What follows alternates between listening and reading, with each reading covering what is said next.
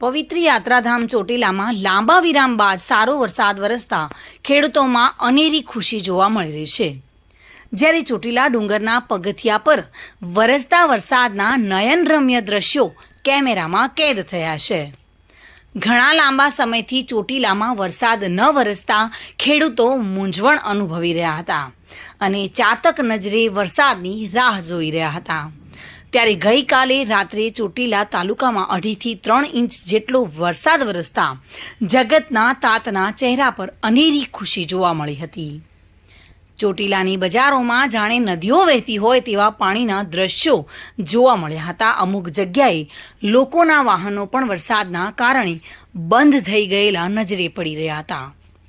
સુપ્રસિદ્ધ યાત્રાધામ ચોટીલાના ડુંગર પરના પગથિયા પર પાણી વહેતા થતા વરસાદ વરસતાના નયનરમ્ય દ્રશ્યોનો માઈ ભક્તોએ લાભ ઉઠાવ્યો હતો।